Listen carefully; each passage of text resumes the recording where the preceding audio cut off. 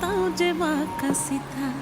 মেদিনীপুরে রায়না চিরন বাঁকুড়ার ওই ফিতা